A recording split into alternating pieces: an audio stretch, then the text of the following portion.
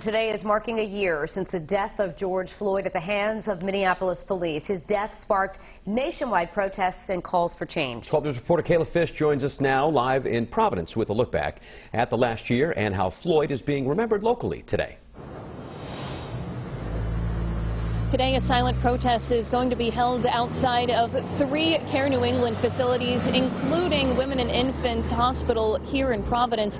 That's taking place at 9:29 this morning, that time representing the 9 minutes and 29 seconds that George Floyd was pinned under police officer Derek Chauvin's knee. George Floyd's death on May 25th of 2020 captured on video. That footage seen by millions, sparking outrage, protests and anger breaking out across the country and around the globe.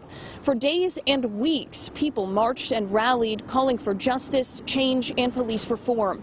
At times, those protests turning violent. 4 Minneapolis police officers arrested, including Derek Chauvin, whose trial in April captured the nation's attention. Chauvin was convicted of murder and manslaughter. He's scheduled to be sentenced exactly 1 month from today. George Floyd's girlfriend telling one of our sister stations that Chauvin's conviction is just the beginning of police reform in America.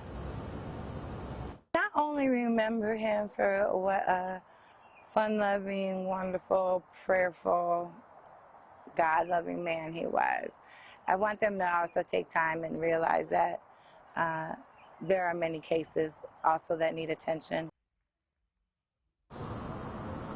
Now, Black Lives Matter Rhode Island Political Action Committee also holding an event later this evening on the steps of the State House, both to honor George Floyd's life, but also call for the repeal of the law enforcement officers' Bill of Rights.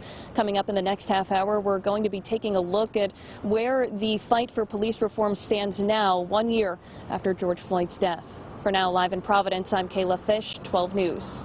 1 year ago today, George Floyd took his last breaths pinned under the knee of a Minneapolis police officer. That officer, Derek Chauvin, has since been convicted of murder and manslaughter, but Floyd's death reignited the fight for police reform across the country. 12 News reporter KAYLA joining us live in Providence with more on where things stand right now.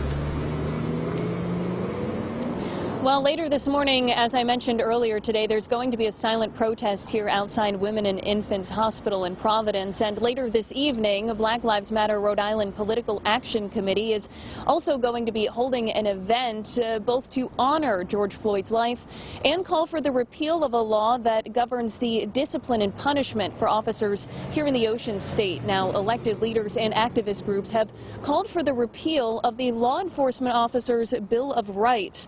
Also, in the wake of Floyd's death, 2 state lawmakers introduced legislation that would ban police from using chokeholds and require body-worn cameras for officers statewide.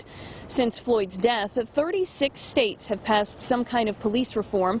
DERAY MCKESSON co-founded Campaign Zero, a group fighting for police reform. He says Floyd's death opened many eyes. I think that for Black people, it was like deja vu. It was like we've been here before, we've seen it. I think for a lot of other people, it was shock. People were like, I can't believe the country's like, and we were like, the country's been like this. You just saw it on camera, right? Now, at the national level, the George Floyd Justice and Policing Act, which includes a ban on chokeholds and no-knock warrants, was passed in the House, but is now stalled in the Senate. Reporting live in Providence this morning, I'm KAYLA, 12 News.